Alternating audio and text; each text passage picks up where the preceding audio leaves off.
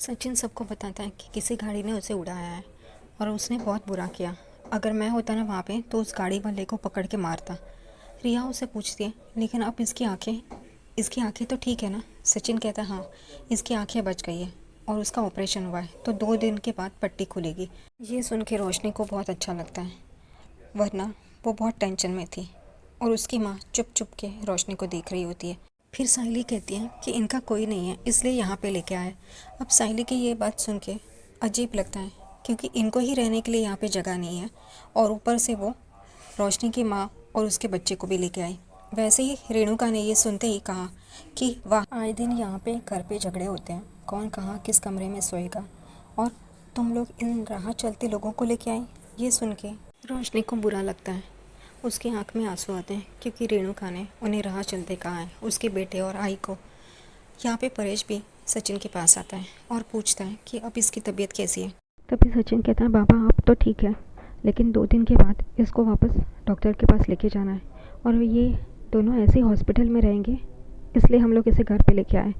ये सुन के परेश कहता है ठीक है तुमने अच्छा किया, लेकिन रेणुका बरस पड़ती है और कहती है यहाँ पे घर पे रहने के लिए जगह नहीं है, हर वक्त झगड़ा होते रहता है कमरे के लिए, ये कहाँ पे रहेंगे, और ये छोटा बच्चा खाने के लिए मांगता रहेगा, वो कौन सब करेगा, ये मेरा घर है और मैं जो फैसला करूँगी वही आखिरी फैसला होगा। तभी सचिन भी गुस्सा हो जाता है और कहता है ये तेरा अकेले का घर नहीं है, ये बाबा का घर भी है, तो बाबा कह रहा है ना यहाँ पे रहेगा मतलब रहेगा।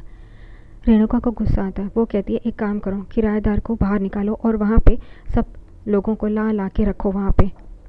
ये सारी रेणुका की बातें सुन के रोशनी को बहुत गुस्सा आ रहा होता है, लेकिन वो कहे भी तो क्या, सिर्फ गुस्सा ही कर सकती है रेणुका पे, और उसे रोना आ रहा होता है। उतने में तेजस कहता है आई रहने देना, मैं जब गांव गया था तब ये काकी ने ही मुझे कहा था कि रोशनी मुझे मिल जाएगी, और वैसे ही हुआ, रोशनी मुझे मिल गई, तो रहने देना।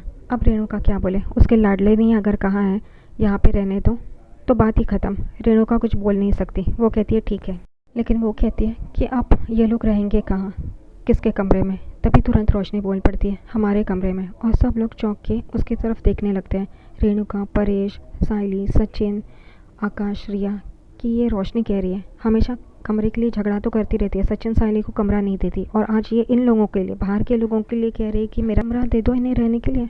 सब लोग एकदम चौंक के रोशनी की तरफ देखने लगते हैं। सबसे ज़्यादा शौक रेणुका को लगता है, उसका मुंह खुला का खुला रहता है और वो रोशनी की तरफ देखती है और उसकी तरफ आती है और कहती है ये तू कह रही है, तू अपना कमरा उन्हें देना चाहती है?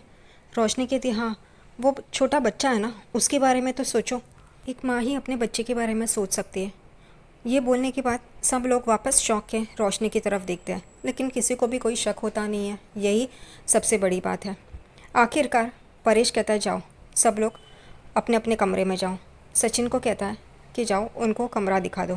सचिन साइली को कहता है कि मैं इसको कमरे में सुलाता हूँ क्रिश को, तो काकी को खाना खिला, वो कब से भूखी होगी। यहाँ पे साइली काकी को किचन में लेके जाती है। सचिन क्रिश को कमरे में छोड़ के आता है और सारे लोग खाना खाने के लिए किचन की तरफ जाते हैं। सिर्फ रेणुका और रोशनी पीछे रहते हैं। रेणुका रोशनी को बोलती है तूने ये सही नहीं किया, तूने अपना कमरा दे दिया उनको, वो राह चलते लोगों के लिए। रोशनी को बहुत बुरा लग रहा होता है। रेणुका उसकी माँ और क्रिश के बारे में बहुत ही गलत सलत बोलती है कि ये राह चलते लोग हैं, इनको क्या मालूम, घर पे आ जाते हैं, क्या कर बैठेंगे क्या नहीं, तुम्हें नहीं पता। और उसे ये भी धमकी देती है कि कल की कल तुम इन्हें घर से बाहर निकालोगी, ये लोग मुझे मेरे घर में नहीं चाहिए। और रेणुका वहाँ से चली जाती है। रोशनी वहीं पे खड़ी होकर ये बातें सुन रही होती है। फिर रोशनी क्रिस से मिलने के लिए उसके कमरे में जाती है, उसे देखती है, उसके बाजू में बैठती है और उसके सर से हाथ घुमा रही होती है, क्योंकि वो एक माँ है और अपने बच्चे के लिए उसे बुरा तो लग रहा होता है। उतने में वहाँ पे रोशनी की माँ आ जाती है। रोशनी उल्टा उन पे ही भड़क उठती है कि तूने मुझे बताया क्यों नहीं, तुम लोग इतने मुसीबत में थे तो मुझे बताना ज़रूरी नहीं समझा। क्या बात करती है रोशनी, वो इतना फ़ोन कर रही थी, खुद ने फ़ोन नहीं उठाया, अब उस पर इल्ज़ाम लगा रही है। रोशनी की माँ वही कहती है मैं तुझे कितना फ़ोन करी थी कल्याणी, लेकिन तूने फ़ोन नहीं उठाया। रोशनी कहती है माँ यहाँ पे मुझे कल्याणी मत बुलाओ, और बाहर देख रही होती है मेरा भांडा फूट जाएगा। वो कहती है ठीक है, और वो भी वहाँ पे बैठ जाती है। फिर रोशनी को समझ में आता है, वो कहती है कि मुझे माफ़ कर दे, तुम लोग को मेरी ज़रूरत थी तब मैं तुम्हारे साथ नहीं थी, लेकिन मैं तुम्हारा इंतज़ाम कहीं और कर देती हूँ, और ये सारा खर्च इसके पैसे मैं तुम्हें दे देती हूँ। और वो रिपोर्ट्स देखती है, तभी क्रिश की दवाई का वक्त होता है, इसलिए रोशनी कहती है कि मैं दूध लाती हूँ। और वो किचन में आती है, तभी साइली और सचिन बात कर रहे होते हैं। वो चुपके से बाहर से सुनती है। सचिन कहता है तू क्या कर रही है? साइली कहती है क्रिश को दूध दे रही हूँ ताकि वो दवाई ले सके। यहाँ पे दोनों यही बात कर रहे होते हैं कि रोशनी का रवैया कुछ अलग था।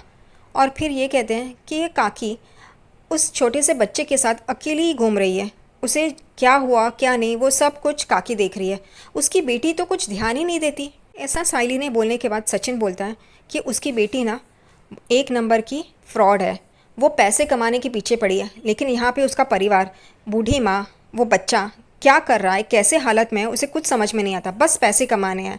अगर मुझे एक बार मिल जाए ना तो मैं उसे बराबर करूँगा। मैं चाहता ही कि काकी से एक बार उसका नंबर लूँ और उसको बराबर करूँ।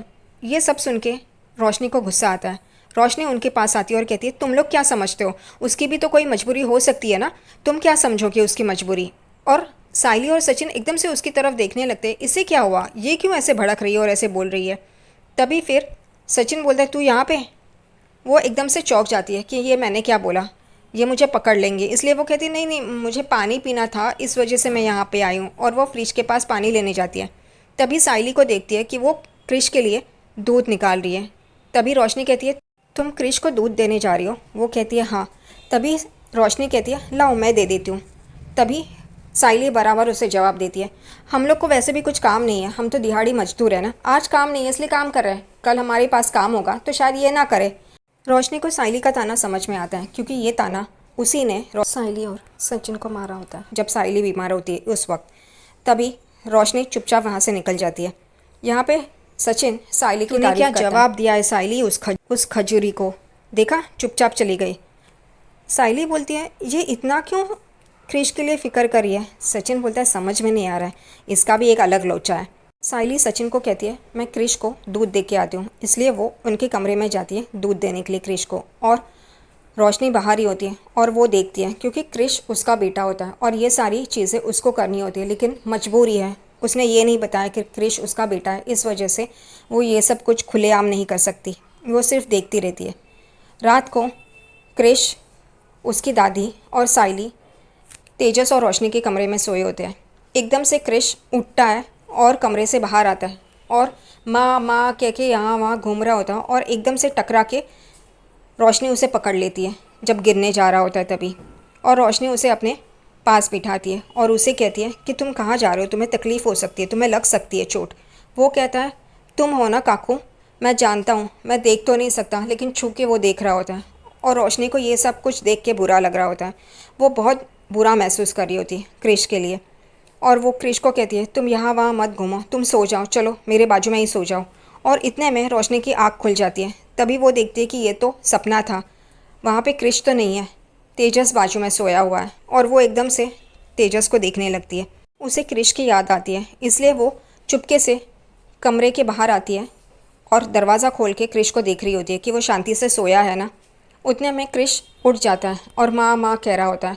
तभी साइली उसे पानी पिलाती है, उसे सुलाती है और क्रिश साइली का हाथ पकड़ के अच्छे से सो जाता है। ये देख के रोशनी को बहुत बुरा लगता है कि ये सब कुछ उसने करना चाहिए, वो उसका बेटा है लेकिन वो कर नहीं पा रही है, इसलिए फिर वो दरवाज़ा लगाती है और बाहर वहीं पे रो रही होती है। तो इससे अच्छा उसने सच्चाई बता दी होती ना, जो होता सो होता, माँ है, अपने बच्चे के लिए इतना तो कर सकती है, उससे अलग रह के कितने दिन रहेगी।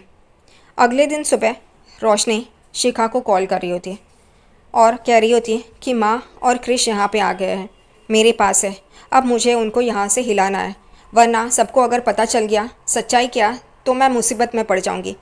ये बात तो शिखा सही कहती है, मेरे मन में भी यही बात थी कि सचिन और साइली को ही हमेशा ये रोशनी की माँ और बच्चा कैसे मिल जाते हैं।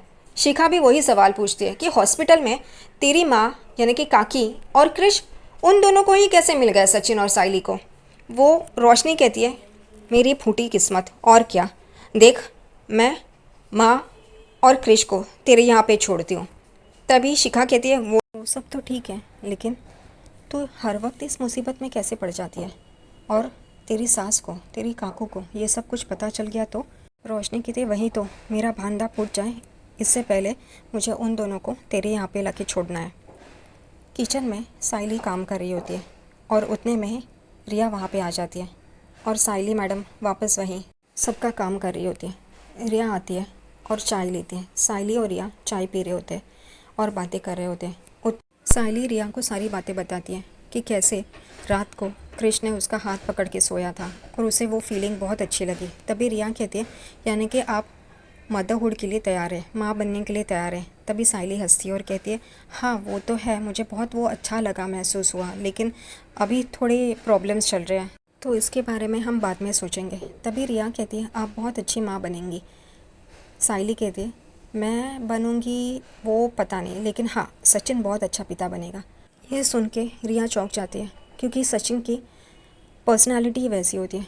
वो कहती है आप क्या बोल रहे हो, सचिन और अच्छा पिता जो रोलर कोस्टर राइड पे हमेशा रहता है, वो कैसे कब रिएक्ट करे पता नहीं चलता। तभी साइली कहती है नहीं वो बर्फ़ की तरह है, सख्त लगता है बाहर से लेकिन अंदर से एकदम नरम पिघलता है, वैसा है वो। उतने में सचिन वहाँ पे आता है और कहता है क्या चल रहा है, तुम दोनों क्या गप्पे मार रहे हो। रिया और साइली कहती है हम लोग ऐसे ही चाय पे बातें कर रहे थे। तो वो कहता है अच्छा चाय पे चर्चा कर रहे थे, लेकिन ये देखो हाँ, ये सब बातें सुबह सुबह अच्छी नहीं होती है। तभी साइली और रिया हंसते हैं। रिया सचिन को कहती है हम लोग यही कह रहे थे कि कैसे तुम एक अच्छे पिता बन सकते हो। और सचिन एकदम हमेशा की तरह झटका लगता है उसे और कहता है साइली तूने मुझे बताया नहीं। और उसे वो वापस हॉस्पिटल वाली बातें याद आती है। एक बच्चे के लिए बोला था और 4-4 बच्चे उसके सामने आ गए। और वो कहता है एक ऑर्डर किया था 4 नहीं। और वही वापस फ्लैशबैक उसे दिखाई देता है।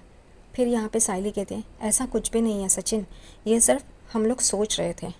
और सचिन कहता है हाँ ठीक है, और वैसे भी तू जब माँ बनेगी ना, तेरा 8वां महीना चल रहा होगा ना, वो दिखाता है ऐसे पेट आगे करके, पीठ पे हाथ रख के और ऐसे चल के। और रिया और साइली हंस रहे होते हैं। तभी भी तू ऐसे ही काम करती रहेगी और मैं तेरा साथ देगा। और ये सब ऐसी मस्करी चल रही होती है। रिया और साइली हंस रहे होते हैं। फिर सचिन साइली के पास आता है और कहता है अगर बेटा हुआ ना तो उसका नाम फूलवन रखेंगे, भूपेश रखेंगे। तभी वो कहती है क्यों, ऐसा क्यों। तभी वो कहता है कैसे नाम है ना, अच्छे नाम है। तो वो कहती है नहीं। तभी फिर सचिन कहता है अगर लड़की हुई ना तो गुलाबो रखेंगे, लड़का हुआ तो गेंडा रखेंगे। साइली बोलती है ये क्या नाम है, छी ऐसे नाम नहीं रखना है। रिया भी सचिन को कहती है ये क्या वियर्ड से नाम बोल रहे हो। और दोनों हंस रहे होते हैं। तभी सचिन कहता है ये मेरी गेंडा फूल है ना, इसलिए बच्चे भी ऐसे ही होंगे, एक गेंडा और एक फूल गुलाब का। और तीनों मिलके हंस रहे होते हैं। ये तीनों एंजॉय कर रहे होते हैं। फिर सचिन कहता है अगर बेटा हुआ ना तो उसका नाम कांटा रखेंगे, ताकि बाबा की बाइकों को चुभे और वो बोलेगी अरे मुझे चुभ रहा है कांटा, मुझे चुभ रहा है। और तीनों इतने हंस रहे होते हैं कि इस पल को काफ़ी अच्छी तरह से एंजॉय कर रहे होते हैं वो।